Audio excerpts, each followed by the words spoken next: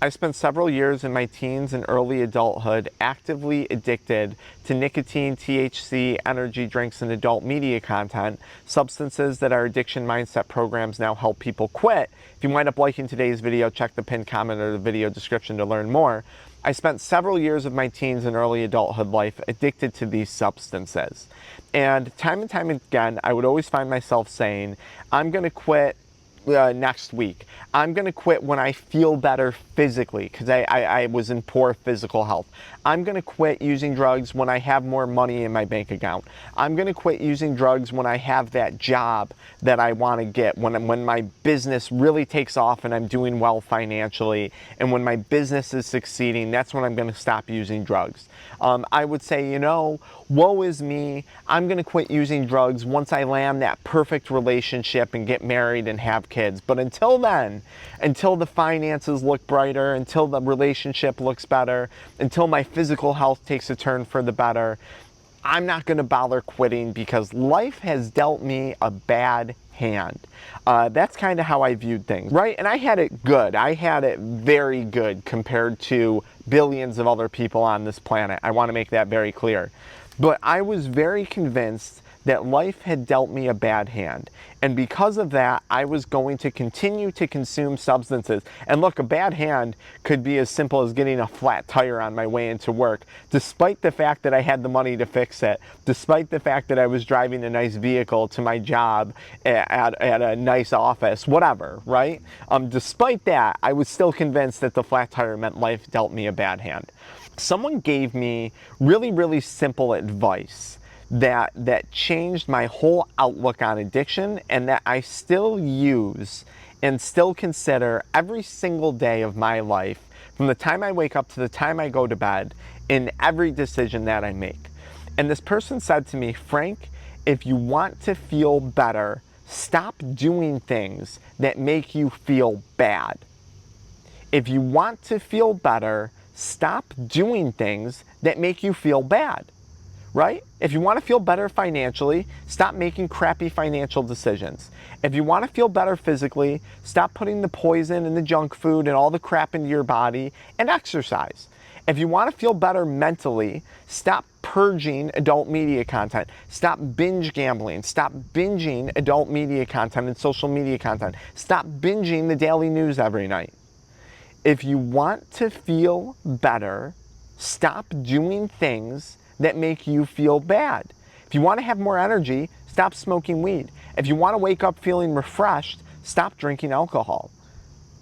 If you want to have more money in your bank account, stop the online gambling. If you want to feel better and you want to escape this cycle of being dealt a bad hand, realize that you're not the person playing cards, you are the dealer, okay? You are the one dealing yourself the hand that you are going to play. This is not a gamble. Life is largely not chance, with the exception of some things. Of course, there's some illness and some tragedies and some things that happen that we cannot control. That is life. But a lot of life is well within, and even when those things happen, I look back and I say, well, how could I, or how could have I changed this? How could have I controlled this? But I digress. You are the one dealing yourself the cards. So are you going to deal yourself a good hand or a crappy hand? Because it's completely up to you. If you want to feel better, stop doing things that make you feel bad. Okay? And honestly, life starts to take a turn for the better. We make so much of addiction, and we make so much of addiction recovery, and we spend so much, well, you feel bad, and you feel your mental health because of this, and your physical health because, and well, look at your living situation, and well, yeah, look at the work stress that you're facing as a CEO, as an entrepreneur, so you're coping with alcohol, you're coping by smoking weed. You know what? You want to feel better about your role, you want to feel less stressed, stop doing drugs. If you're taking the time to watch this video, it means you're stressed about doing drugs. It means you feel stressed. If you're watching a video about sobriety, it means you want to quit and you haven't quit yet. Okay? So if you want to feel better and you want to get rid of that stress, stop doing the thing that's causing it, i.e. drugs. Now, there's a small caveat to this video, which is when most people first quit using substances, they go through withdrawals. So the problem is they quit using drugs, they stop doing something that's making them feel bad to feel better, and then they actually wind up feeling worse at first. And then they say, Dr. Frank, you're full of crap. I can't believe it. You told me to quit and I feel worse. Well, there is this initial period of withdrawals that you have to get through. But we're not focused on the short term. We're focused on the long-term outcomes, right? Because right now we've been focused on the short term. I was focused on the short term throughout active addiction, and it wasn't getting me anywhere good. It wasn't helping me feel better, right? I was focused on, I want to feel good now, so I'm going to hit this nicotine. I want to feel good now, so I'm going to smoke this joint. I want to feel good now, so I'm going to drink this alcohol. That's focused on feeling good in the short term, okay? Which is actually making you feel bad in the long term. So let's keep it focused on long-term outcomes, not short-term results, right? So if you want to feel better, stop doing things that make you feel bad, and don't overcomplicate quitting drugs, quitting substances. How do you quit? There's a million ways to quit. You could wean off slowly. If it's nicotine, you could use on RT. You could look at using medications. You could work with me as an addiction recovery coach. You could work with a therapist. You could read a book, The Freedom Model, or Rational Recovery. I'll link them in the pinned comment. You could go to a detox center. There's a million ways to quit. There's a million things that you could do right now to start feeling better. Right now, there's a million things you could do. It's just a matter of whether or not you're going to do them. Do you actually want to feel better? Or have you become so accustomed to feeling bad that you don't even have an ability to imagine what feeling better feels like? And if that's you, I was once in your shoes. So I say that with empathy and sympathy. I really, really do, because that is a terrible place to be in. But I'm telling you, there is a way out. And the way out is by stopping doing things that make you feel bad. Now, the next thing I would say to this is, okay, once you stop doing things that make you feel bad, what things can you start to pursue that make you feel good? Is it career focused? Is it making more money? Does that make you feel good? Is it physical exercise and moving your body around, experiencing movement? Is it getting outside and getting sunshine? Is it listening to music? Is it interacting with your kids and your loved ones again on a deeper level?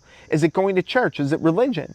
What is it that makes you feel good? So not only are we going to stop doing the things that make us feel bad, but we're going to take an active pursuit of the things that make us feel good, okay? So if you're watching this video and this resonates with you and you're like, oh crap, that is really simple advice, and I do think that's worth something, there's a few things that you can do next to feel good. You can continue me into the next video. You can go down to the pinned comment or the video description to download some of our free PDFs and guides to help you quit. You could take the time to book a one-on-one coaching call.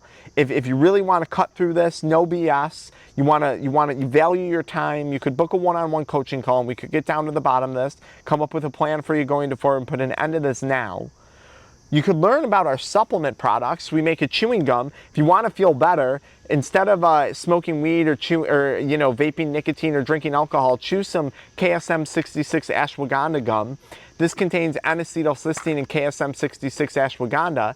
NAC is an antioxidant, it's amino acid. It's been shown to be good for lung health. It's been shown to help reduce cravings. KSM 66 ashwagandha helps reduce stress, reduce anxiety, something that would help you feel better when you're going through withdrawals or cravings. Check that out.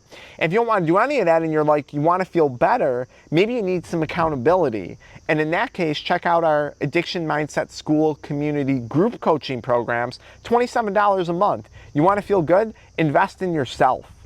Invest in yourself. Don't invest in drugs. Invest your time or your money or your energy or a combination of all the above into something that's going to make you feel better, not feel worse. And I promise this process gets easier and easier and easier the more and more times you keep repetitively doing that. It's not hard to break the cycle of feeling bad. It's not. Why do people keep doing it? Because it's comfortable. And you become so accustomed to feeling bad, it's just what you know, and what you know is comfortable, and change is hard, and I understand because I had to make that change myself, but guess what? You're more than capable of it, and I want you to feel better just as much, maybe just as much as you want to feel better yourself. So there you go, until next time.